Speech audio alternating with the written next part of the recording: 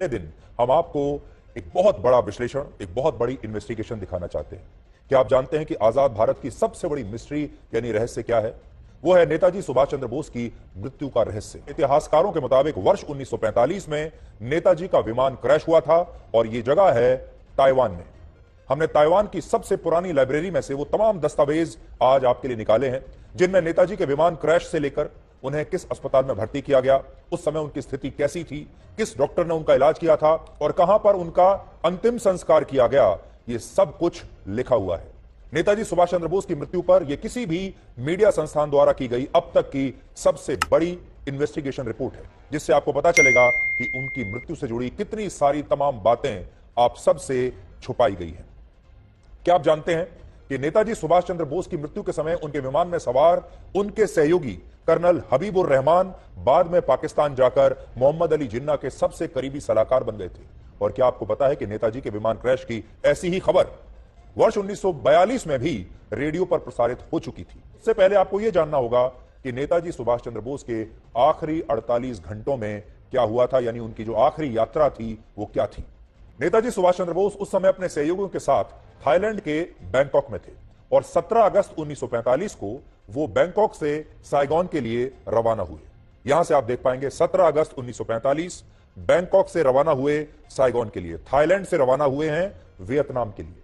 और यह तस्वीर उस समय की है जब वो 17 अगस्त को साइगॉन एयरपोर्ट पहुंचे थे। अभी आपको वो तस्वीर भी हम दिखाएंगे जिसे कहा जाता है कि ये उनकी आखिरी तस्वीर है। आपकी स्क्रीन पर जो आप देख रहे हैं, ऐसा माना जाता है कि ये नेताजी सुभाष चंद्र बोस की आखिरी तस्वीर है।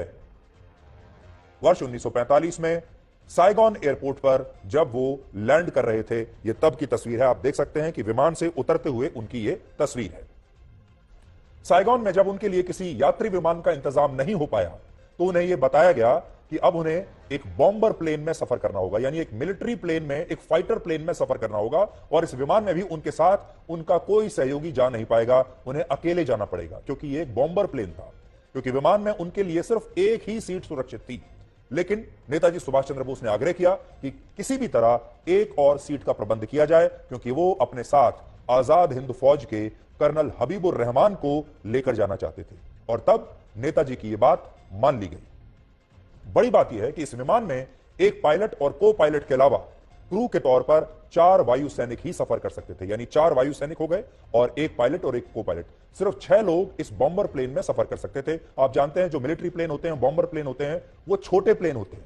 और इस बॉम्बर प्लेन में जिसमें सिर्फ 6 लोग होने चाहिए थे, उसमें 11 से 12 लोगों को उस समय बैठा दिया गया था। यह विमान 17 अगस्त को साइगॉन से वियतनाम के तोरेन पहुंचा और 17 अगस्त की रात नेताजी वहीं पर रुके। देखिए 17 अगस्त 1945 वियतनाम के तोरेन से यह विमान साइगॉन पहुंचा है। यह इसका रूट है जो हम आपको लगातार बता रहे हैं। इसके बाद 18 अगस्त की सुबह उनका विमान यहां से ताइवान के उस एयरपोर्ट पर पहुंचा जहां यह विमान बाद में क्रैश हुआ। ऐसा दावा किया जाता है कि दोपहर 2 बजे यह विमान इस एयरपोर्ट पर लैंड हुआ और विमान में ईंधन भरने के बाद 2:35 पर इसने फिर से उड़ान भरी। लेकिन टेक ऑफ के दौरान विमान का एक प्रोपेलर टूट गया और उसमें आग लग गई और इसके बाद यह विमान क्रैश हो गया जब यह तोरेन से उड़ा था और ताइहोकू एयरपोर्ट पर यह क्रैश हो गया, यहां पर जो आज ताइवान में है। नेताजी जिस विमान में यात्रा कर रहे थे उस विमान का मॉडल था 97-2 सैली। इसे कहा जाता है 97-2 सैली और यह दूसरे विश्व युद्ध का सबसे खतरनाक बॉम्बर प्लेन माना जाता था। और इसमें 2 पायलट्स के अलावा ज्यादा से ज्यादा 4 वायु सैनिकों का क्रू एक बार में सफर कर सकता था। तो बड़ी बात जो आपके सीखने की है वो ये कि इस विमान में सिर्फ 6 लोग सफर कर सकते थे, जिसमें 2 पायलट और 4 लोग और। लेकिन हैरानी की बात यह है कि दुर्घटना के समय इस विमान में 11 से 12 लोग मौजूद थे। और इस विमान का एक वीडियो भी आज हमने आपके लिए निकाला है जिससे आप समझ पाएंगे कि यह कोई मामूली विमान नहीं था, बल्कि एक ऐसा विमान था जो लगातार दूसरे विश्व युद्ध के केंद्र में रहा, क्योंकि दूसरे विश्व युद्ध में इसे सबसे खतरनाक विमानों में एक माना जाता था। उस जमाने में जब इस मॉडल का कोई विमान क्रैश होता था तो यह एक बहुत बड़ी अंतर्राष्ट्रीय खबर बनती थी। लेकिन नेताजी के मामले में उस दिन यह खबर कहीं भी मीडिया में रिपोर्ट नहीं हुई। इस दुर्घटना में नेताजी के सहयोगी कर्नल हबीबुर रहमान बच गए थे। अब बड़ी बात जो है वो ये, आजाद हिंद फौज में कर्नल हबीबुर रहमान, जो नेताजी के सहयोगी थे, जिनके लिए नेताजी ने जिद की जापान की सरकार से कि मैं अकेले नहीं जाऊंगा, मेरे साथ मेरा एक सहयोगी और जाएगा, और वो है कर्नल हबीबुर रहमान। और फिर किसी तरीके से उनके लिए भी एक और सीट का इंतजाम किया गया।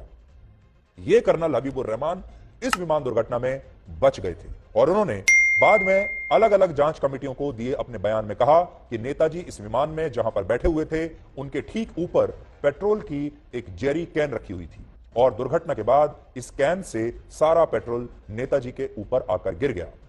और प्लेन क्रैश के बाद जब नेताजी मलबे से बाहर निकलने की कोशिश कर रहे थे, तब इसी पेट्रोल की वजह से उनके कपड़ों ने आग पकड़ ली और उनका शरीर जलने लगा। लेकिन कर्नल हबीबुर रहमान कहते हैं कि उन्होंने किसी तरह से नेताजी की मदद की और उनके सिर से उस समय बहुत खून बह रहा था और उस खून को रोकने के लिए उन्होंने नेताजी के सिर पर एक पट्टी भी बांधी। इस दौरान नेताजी सुभाष चंद्र बोस ने उनसे यह कहा कि वो शायद अब बच नहीं पाएंगे, लेकिन हबीबुर रहमान भारत लौटकर देश के लोगों को यह जरूर बताएं कि नेताजी ने आखिरी सांस तक देश को आजाद कराने के लिए लड़ाई लड़ी है। नेताजी चाहते थे कि उनका देश ये जाने कि उन्होंने आखिरी सांस तक इस देश की आजादी के लिए लड़ाई लड़ी है।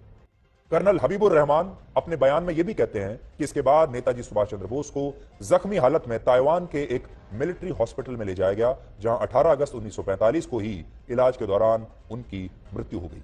और ऐसा दावा किया जाता है कि इसके बाद 20 अगस्त को ताइवान के ही एक शमशान घाट में नेताजी का अंतिम संस्कार भी कर दिया गया था। और ये पूरी कहानी हमारा देश पिछले 78 वर्षों से लगातार आज तक सुनता चला रहा है। लेकिन क्या ये कहानी सच है या ये सच्चाई से बहुत दूर है? बड़ा रहस्य यही है। सुवन पाल एक स्वतंत्र पत्रकार हैं, जिन्होंने हमारे लिए ताइवान से आज एक विस्तृत रिपोर्ट भेजी है और इसमें वो ये बताते हैं कि जिस स्थान पर नेताजी सुभाष चंद्र बोस का अंतिम संस्कार किया गया था, वो जगह अब एक पब्लिक पार्क में बदल चुकी है और उस पार्क की तस्वीरें इस समय आपके टीवी स्क्रीन पर हैं। उस समय के जो इतिहासकार हैं, चश्मदीद गवाह हैं, उनका ऐसा दावा है कि इसी जगह पर नेताजी सुभाष चंद्र बोस का अंतिम संस्कार किया गया था। ये ताइपे है, ताइवान की राजधानी। ये उस जमाने में एक शमशान घाट हुआ करता था, लेकिन आज यहां पर एक पार्क है और इसी पार्क में, यहां इसी स्थान पर नेताजी सुभाष चंद्र बोस का अंतिम संस्कार किया गया। नोट करने वाली बात यह है कि इस जगह पर जिन लोगों का भी अंतिम संस्कार उस जमाने में किया गया, उनके आर्काइवल रिकॉर्ड्स ताइवान की सरकार के पास आज भी मौजूद है। और ये रिकॉर्ड्स कहते हैं कि 22 अगस्त 1945 को, जिस दिन ऐसा कहा जाता है कि नेताजी का अंतिम संस्कार यहां पर हुआ, 22 अगस्त 1945 को यहां पर एक ही व्यक्ति का अंतिम संस्कार हुआ था, एक व्यक्ति का। लेकिन वो व्यक्ति नेताजी सुभाष चंद्र बोस नहीं थे, बल्कि वो व्यक्ति कोई और था। हमने उस व्यक्ति का नाम भी निकाल लिया कि यह व्यक्ति आखिर कौन था जिसका अंतिम संस्कार यहां पर हुआ। इस व्यक्ति का नाम था इचिरो ओकुरा, जिसका जन्म 9 अप्रैल 1900 को हुआ था और इस व्यक्ति की मौत हार्ट अटैक की वजह से 19 अगस्त 1945 को हुई थी और इसके बाद 22 अगस्त को इस व्यक्ति का ताइवान में इसी जगह पर अंतिम संस्कार हुआ था। इसलिए आज बड़ा सवाल यह है कि अगर नेताजी सुभाष चंद्र बोस का अंतिम संस्कार वाकई में इसी स्थान पर 22 अगस्त 1945 को हुआ, तो फिर ताइवान में इसका कोई रिकॉर्ड क्यों नहीं है? आप खुद सोचिए, जब जापान के एक व्यक्ति का यहां पर उसी दिन अंतिम संस्कार करने का रिकॉर्ड मौजूद है, तो फिर नेताजी से जुड़ा कोई भी रिकॉर्ड यहां पर क्यों नहीं है? दूसरी बात, ताइवान के जिस मिलिट्री हॉस्पिटल में नेताजी की इलाज के दौरान मृत्यु की बात कही जाती है, उस अस्पताल के पास भी ऐसा कोई रिकॉर्ड मौजूद नहीं है जो इस बात को पुख्ता करता हो कि उस दिन वाकई में नेताजी सुभाष चंद्र बोस को इस अस्पताल में जख्मी हालत में लाया गया था और इलाज के दौरान उनकी मृत्यु हुई थी। और ये एक बहुत बड़ी बात है, क्योंकि ये कोई साधारण अस्पताल नहीं था, ये एक मिलिट्री हॉस्पिटल था जिसे जापान की सेना दूसरे विश्व युद्ध में घायल हुए अपने सैनिकों का उपचार करने के लिए उस जमाने में इस्तेमाल करती थी। और यह अस्पताल आज भी ताइवान का एक बहुत बड़ा अस्पताल है। आज यह अस्पताल कैसा दिखता है, हम वहां पर भी गए हैं। यह अस्पताल इस समय आपकी स्क्रीन पर है। यह वही अस्पताल है जिसके बारे में यह दावा किया जाता है कि यहीं पर नेताजी सुभाष चंद्र बोस को विमान दुर्घटना के बाद घायल अवस्था में लाया गया था, यहां पर उनका इलाज हुआ और यहीं पर उनकी मृत्यु हुई। सबसे बड़ी बात यह है कि ताइवान की नेशनल यूनिवर्सिटी में पढ़ने वाले एक भारतीय छात्र ने, जिसका नाम है सौरव डांगर, उसने हाल ही में ताइवान के नेशनल आर्काइव से एक बहुत महत्वपूर्ण रिपोर्ट हासिल कर ली, जो 14 पन्नों की रिपोर्ट है। और यह रिपोर्ट वर्ष 1956 में तैयार हुई थी। उस समय ताइवान की सरकार ने पुलिस की एक विशेष टीम को इस प्लेन क्रैश की जांच करने का जिम्मा सौंपा था और यह जांच 19 जून 1956 से 30 अगस्त 1956 तक चली। और 14 पन्नों की इस रिपोर्ट के पेज नंबर 3 पर यह लिखा है कि असल में 18 अगस्त 1945 को ताइवान के किसी भी एयरपोर्ट पर कोई विमान क्रैश नहीं हुआ था। हैरानी की बात यह है कि वर्ष 1956 में जिस समय ताइवान की पुलिस ने अपनी जांच में यह बताया कि वहां कोई प्लेन क्रैश नहीं हुआ था, उसी समय पूर्व प्रधानमंत्री जवाहरलाल नेहरू द्वारा बनाई गई शाहनवाज कमेटी भी अपनी जांच कर रही थी, जिसने अपनी रिपोर्ट में यह कहा कि प्लेन क्रैश हुआ था और नेताजी की इस दुर्घटना में मृत्यु हो गई थी। अब सोचिए, वहां की जो लोकल सरकार है ताइवान की, उसने पुलिस को कहा कि वो जांच करें 1956 में कि प्लेन क्रैश हुआ था या नहीं हुआ था। वहां की जो पुलिस है उसने जांच में पाया कि कोई प्लेन क्रैश नहीं हुआ था। उसने अपनी 14 पन्नों की जांच रिपोर्ट सौंप दी।